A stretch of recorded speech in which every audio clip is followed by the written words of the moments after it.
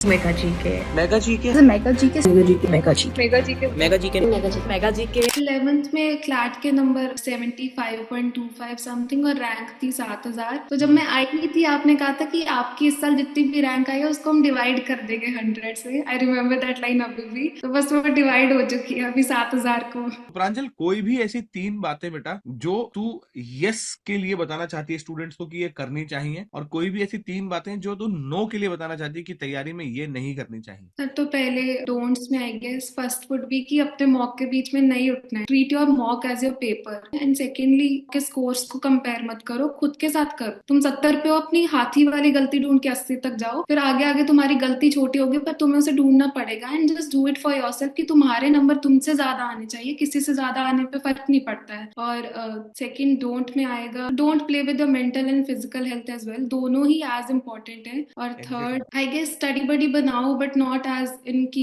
वो पढ़ नहीं रहे, और डिस्ट्रैक्शन की एज इन मत जाओ किसी भी चीज में। 11th और 12th में ये भी फर्क था कि 11th में I was there present at every single Telegram group chatting, और 12th में मैंने सबको म्यूट कर दिया। बस वो एवेंजर का ग्रुप मेरे ऊपर पिन था, और उसमें भी ऐसी कोई फालतू बात नहीं होती। पूरे साल आप जाकर देखो, बिल्कुल चैटिंग, बच्चे फालतू कुछ बात कर ही नहीं रहे, सिर्फ पढ़ाई की बात होती है उधर। And that's a really good thing. 3 dos और बता बेटा। सर फर्स्टली तो आई वुड से जिस हिसाब का इस साल का पेपर था, you need to be flexible. मेरा पैटर्न था English, legal, GK, logical and then QT. पर मैंने पेपर को देखा, मैंने कहा इंग्लिश, लीगल, लॉजिकल तीनों इजी है। पहले मैंने इंग्लिश लीगल सॉल्व किए, फिर मेरे को था कि अभी जीके पे जाना है। मैंने जीके नहीं देखी, आई वाज जस्ट मैंने सोचा कि हाँ ठीक है ये दोनों इजी है। अभी रीडिंग सेक्शन में क्या होता है, तुम सोचते सोचते थक जाते हो जब वो लेंदी आ जाता है, पर इस साल के पेपर में वो इजी था। तो मैंने सोचा कि अभी मैं इंग्लिश और लीगल के बाद लॉजिकल करती हूँ सीधा। और अगर उस दिन मैं वो पैटर्न चेंज नहीं करती और मैं पहले जीके पे चली जाती तो आधा घंटा वहीं लग जाता। मतलब आई डोंट नो ऐसा क्या हुआ, क्या मैंने सोचा, मैंने पहले लॉजिकल पे स्किप किया, फिर मैंने उसको खत्म किया, then I moved on to GK and maths. अगर ऐसा नहीं करती तो आई गेस ये तो भी नहीं होता, क्योंकि वो बहुत ज्यादा लेंदी आ गई थी और तुमको उसमें सोचना पड़ता। क्योंकि मैंने जीके हर मॉक में 10 मिनट में खत्म कर दी है मैक्सिमम, तो ये प्रैक्टिस नहीं थी कि जीके को 25 मिनट भी लग सकते हैं। इसीलिए बाद में अपना टाइम को एडजस्ट करना, फ्लेक्सिबल होना, एजिलिटी होना is very important. Added to that, ये एजिलिटी से फायदा क्या हुआ, अगर तू पता है होता क्या, अगर तू जीके पहले कर लेती ना और टाइम लग जाता तो फिर वो ब्रेन जो पैनिक में आता, फिर आप लॉजिकल करते और पैनिक वाले ब्रेन से लॉजिकल करते तो, और उसमें जाके आपको सिटिंग अरेंजमेंट आ जाता, तो आप कहते हटा भैंस की आंख, अब कैसे होगा पेपर। अपने पेपर से पहले ही कहा था कि बेटा पेपर में सरप्राइज तो आएगा and you have to be ready for. पर सिटिंग अरेंजमेंट देख के मेरे को बिल्कुल नहीं हुआ कि अरे ये क्या होगा, ये क्या। I was just solving it, और मैं पढ़ के गई थी यार, मेरे को पता था। पर हुआ क्या कि वो 3 क्वेश्चन के आंसर आ रहे थे, 3 के नहीं आ रहे थे। एंड आई वाज लाइक अगर मेरा सही है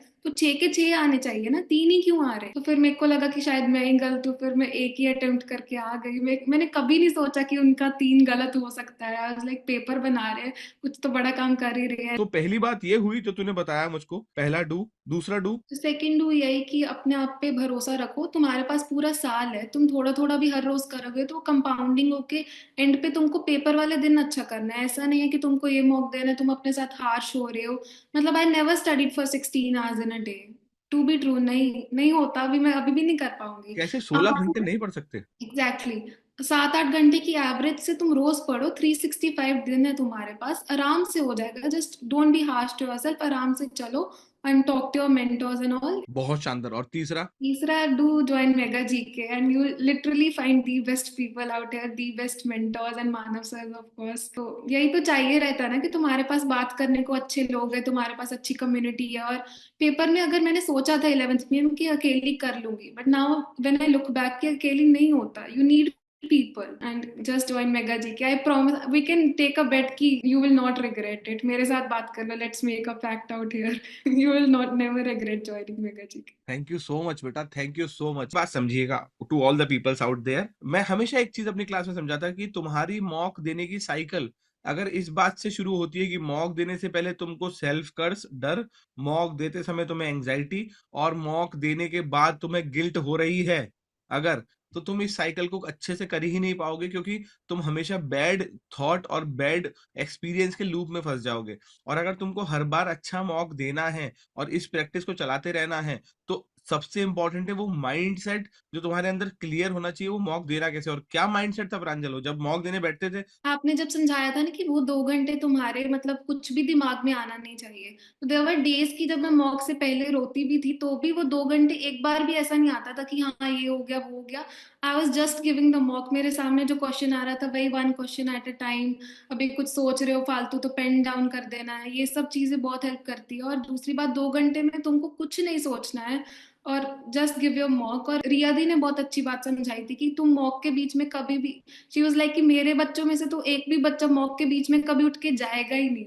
तो that also stuck with me कि हाँ ठीक है, मॉक से के बीच में नहीं उठना है और 2 घंटे अपना बस बेस्ट देना है। तुम्हारे पास जो क्वेश्चन आ रहा है उसको सॉल्व करना है, क्योंकि वही 120 क्वेश्चन है, उसके 120 ही सही आंसर है, अपना सही आंसर लगाओ और आगे बढ़ो बस। क्या बात है प्रांजल, बहुत शानदार। कैसा रहा रिया के साथ पूरे साल का एक्सपीरियंस? रिया दी तो मतलब जनवरी से ही शी इज विद मी, मतलब क्लैट के बाद आपसे पहले मैंने उनको फोन करा है। She knows me more than you, I would say. Literally she has been a role figure पहले से ही, मतलब मैंने कभी उनको कहा नहीं है बट शुरू से जनवरी से ऐसा ना, मैं जब आई थी मेरे को बहुत कुछ आता नहीं था क्लैट के बारे में, चलो पढ़ रही थी, but she has literally shaped me as a person. उन्होंने मेरे को बैठ बैठ के हर हर चीज समझाई है कि प्रांजल ये ऐसे ऐसे होता है।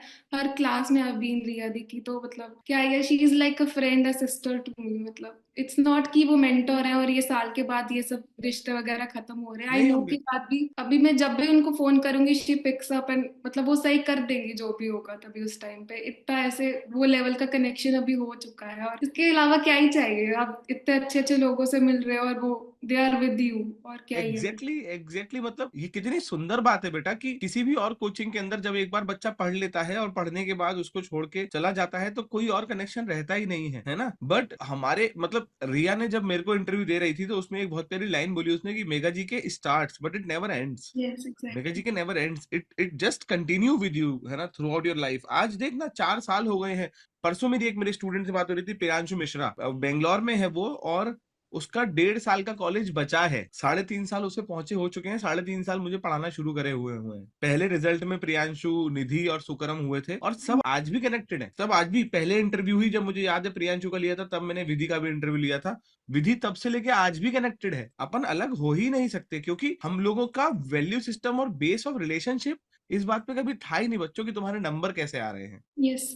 कभी ना तो रिया ने, ना नियति ने, ना अनुभा ने, ना कार्तिक ने, इन चारों ने कभी किसी बच्चे में इस बात को लेके डिफरेंशिएट नहीं करा कि तुम्हारे नंबर इसमें अच्छे आ रहे हैं या नंबर खराब आ रहे हैं इसलिए हम तुमसे बात नहीं करेंगे। Yes sir. लाइक एग्जैक्टली सही ऑल बात है। ऑफ देम वर देयर पूरे साल, तुम कभी भी उनके पास जाओ बात करो, तुम्हारे पास नहीं भी डाउट है, तुमको बस बात करनी है तो बस बात करो, दे विल बी देयर। मतलब अभी इतना इतना ग्रेटफुल हूं ना मैं हर इस बंदे के लिए, मतलब they are not just mentors, they are your friends. मतलब मुझे इन सब की, कार्तिक से लेके, रिया से लेके, नियति से लेके, अनुभा से लेके, मुझे आज भी याद है अनुभा का पेपर होने वाला था और उससे 2 हफ्ते पहले उसने मुझे फोन किया था और मैंने उसको पूरे साल नहीं डांटा था, पहली बार 2 हफ्ते पहले पेपर डांटा था मैंने। अनुभा मुझे ये नहीं चाहिए, this is the attitude I do not want. तू इतना पढ़ाई करके चुकी है, तू करके दिखाएगी, और उसने करके दिखाया। सेम प्रांजल, अपन फोन पे बात कर रहे थे और अपन सोच के बैठे थे कि अपने को करना है एनी हाउ, अपने को लगे रहना है। बीच में मुझे अच्छे से याद है तेरी क्लासेस में तू लाइव आना बंद हो गई थी, तू रिकॉर्डिंग देखती थी लास्ट के 15-20 दिन, महीने भर पहले,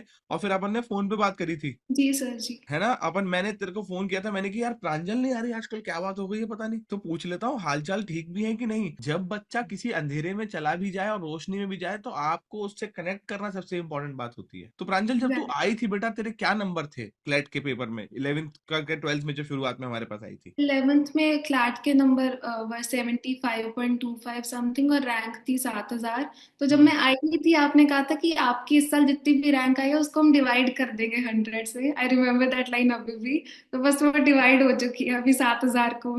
बहुत शानदार। तो जब तू आई थी दिसंबर में तो तेरे मतलब 70s के मॉक में 70s के आसपास नंबर आते थे, जी सर जी। है ना। और मुझे अच्छे से याद है उन नंबर्स को हम लोग एंड तक आते आते पेपर में, पेपर तो बहुत अजीब सा आया पर हम मॉक्स के अंदर वो नंबर 100 से ऊपर कंसिस्टेंटली ले आए थे। इसको कहते हैं ग्रोथ बेटा, और इसको कहते हैं कंसिस्टेंटली मेहनत करना। बहुत बढ़िया बेटा, बहुत शानदार।